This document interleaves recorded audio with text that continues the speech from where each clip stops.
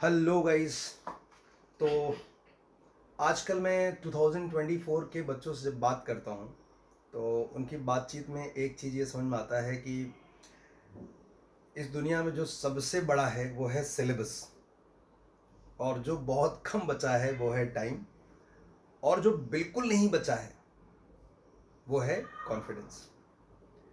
तो कॉन्फिडेंस एक शरीर का कोई अंग नहीं है जो किसी युद्ध में या किसी दुर्घटना में कट के बाहर निकल गया, या आपने, ये कोई ऐसा धन नहीं है जो आपने अपने जेब से निकाला और किसी को दे दिया। हाँ, ये सही है कि आपके आस पड़ोस के माहौल इसे छीन जरूर सकते हैं आपसे, बट अगर इसको पाना है तो इसको पाने के लिए आपको किसी इन्वेस्टमेंट की या किसी मेडिकल स्टोर की ज़रूरत नहीं है, और ना ही इसे पाने के लिए उतना ही टाइम लगेगा जितना खोने में लगा है। मतलब मेरा कहना है साफ साफ कि 2 साल का टाइम नहीं लगता कॉन्फिडेंस को पाने में।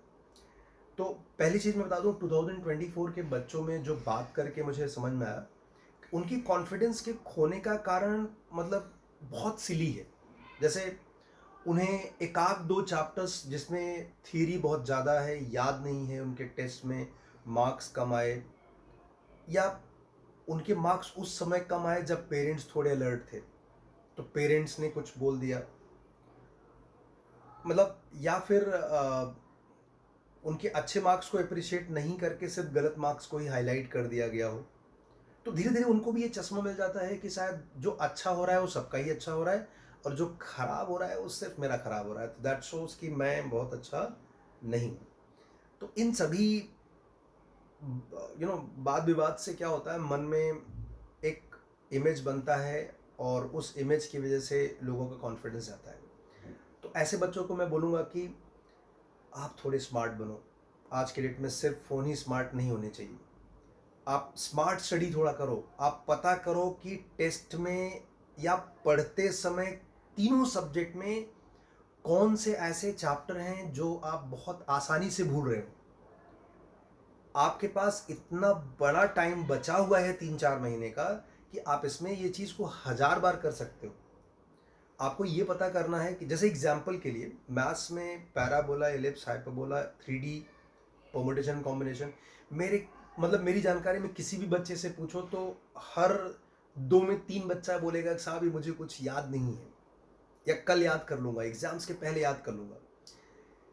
तो अभी आप इमेजिन करो कि अभी जब संडे को आपकी क्लासेस में टेस्ट होता है, उसके पहले रिविजन्स के लिए 1 हफ्ते पहले, 2 दिन पहले आपका जो संघर्ष है, एक्चुअल एग्जाम जब जनवरी में आएगा उसके 1 हफ्ते पहले और 1 दिन पहले ये पूरे सिलेबस का समंदर आप पर टूट पड़ेगा। कैसे कैसे निपटना है उसे। इसमें डरने की बात नहीं, घबराने की बिल्कुल बात नहीं है, कोई ज़रूरत नहीं इसमें। आपको अभी से उसकी प्रिपरेशन करनी चाहिए। आपको अभी से शॉर्ट नोट्स बनाना चाहिए, शॉर्ट ऑडियोज बनाना चाहिए। जैसे पैराबोला के टेंजेंट, नॉर्मल, डायमीटर, छोटे छोटे शॉर्टकट्स, पीएनसी में ball boxes, problem set theory, geometry, line का इंटरसेक्शन, मतलब एग्जाम्पल के लिए metaphorically I am using. Similarly in chemistry, in organic chemistry, physics में इलेक्ट्रोस्टैटिक्स के फार्मूले, ग्रेविटेशंस के फार्मूले, सर्किट्स में जो उन्होंने ट्रिक सिखाए हों, तो जो आपको एक क्वेश्चंस का प्रोफाइल या कंसेप्ट है उसका आप एक शॉर्ट ऑडियो बना दो या शॉर्ट नोट्स बना दो। ये जो अभी का छोटा छोटा इन्वेस्टमेंट है, ये कल परसों से आपका कॉन्फिडेंस की रफ्तार बदलेगा। और इमेजिन करो एग्जाम्स के 1 हफ्ते पहले जो ये पूरा समंदर है ना, तुम्हें उसमें पता चल जाएगा कि केवल इसी हिस्से में रिवीजन की जरूरत है, पूरे समंदर में नहीं। और एक बात हमेशा याद रखना कि जो लोग सक्सेसफुल होते हैं, हाँ वो कॉन्फिडेंट दिखते हैं, लेकिन जो कॉन्फिडेंट होते हैं वो 100% सक्सेसफुल होते हैं। ये कॉन्फिडेंट वाली जो पाथ है, इसको आपको खुद ही चलना पड़ेगा, और खुद से ही ये डिसाइड करना पड़ेगा कि मैं कॉन्फिडेंट कैसे दिख सकता हूँ। इसमें कोई मेडिसिन, कोई बाहरी, कोई मोटिवेशन, कोई इंस्पिरेशन, ये थोड़ी देर के लिए फ़ायदा कर सकता है। जैसे मैं बोलूँगा आओ भाइयों मैं आपको मोटिवेट करूँगा, 2-4-5 मिनट का फ़ायदा होगा, 6वें मिनट से आपको पता लगेगा भाई मैं तो वही हूँ। तो आपको अगर कॉन्फिडेंट बनना है तो आपको ये जो छोटे छोटे प्रॉब्लम हैं जो आपके कॉन्फिडेंस को हिला रहे हैं, इसको ठीक करो। और एक बात ये भी याद रखना, ये शॉर्ट नोट्स मैं इसलिए बोलता हूँ, आपको कॉन्फिडेंट बनाने के लिए एक और लाइन में बोलता हूँ, जिन लोगों का सिलेबस कंप्लीट हो गया है, जैसे मेरे यहाँ, उनको हफ्ते में कम से कम 2 पेपर तीनों सब्जेक्ट का पूरा पुराना वाला मेंस पेपर लिखना चाहिए, या फिर एनटीए की साइट पे जाकर के जो अभ्यास वाला पार्ट है, प्रैक्टिस पेपर्स बेसिकली, वो लिखना चाहिए। पहले आप ओरिजिनल ओल्ड पेपर्स लिखो, फिर ये। इससे आपको पता चलेगा कि आपको किस सब्जेक्ट में कहाँ लीकेज है। मार्क्स बिल्कुल मत देखो अभी, आपको ये देखना है कि जो क्वेश्चन आज गलत हुआ है, कल ये सही होना चाहिए। मेरे मेरी मेरी नॉलेज में वो बच्चा सक्सेसफुल है जिसका जो चैप्टर से आज क्वेश्चन गलत हुआ, कल उससे सही निकला। अगर आपने ये इंश्योर कर दिया, यू आर सक्सेसफुल।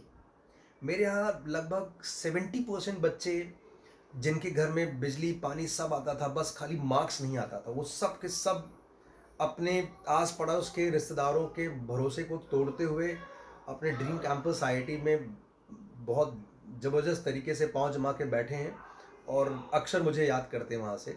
मतलब खैर, उनकी सक्सेस का क्रेडिट उनका और उनके पेरेंट्स का ही है, इसमें मेरा रोल लगभग निग्लिजिबल है। बट आई एम सेइंग ना कि it's a very common, marks नहीं आना इट्स अ वेरी कॉमन, सबके साथ होता है। बट उससे गलतियां कर करके सीखोगे नहीं, वो बहुत गड़बड़ है। अगर आपने जो मिस्टेक आज किया, यही मिस्टेक कल भी रिपीट किया, तो that means you are not learning.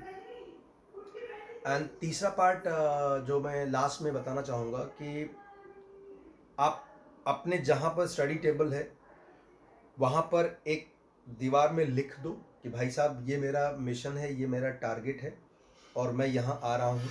तो जब भी आप थोड़े निराश होगे, परेशान होगे ना, तो वो आपको याद दिलाएगा कि बेटा, कल तूने ये सोचा था। तो अचानक से आप एक दिन में बदल नहीं जाओगे। और 4 महीने का टाइम बचा है, आप अच्छे से, जिनका सिलेबस कंप्लीट नहीं हुआ है, उनके लिए भी मैं बोलूँगा कि वो भी पेपर लिखें, क्योंकि पेपर लिखोगे तो आपको आइडिया लगेगा कि आपको और क्या पढ़ना है, क्या और बचा है पढ़ने के लिए।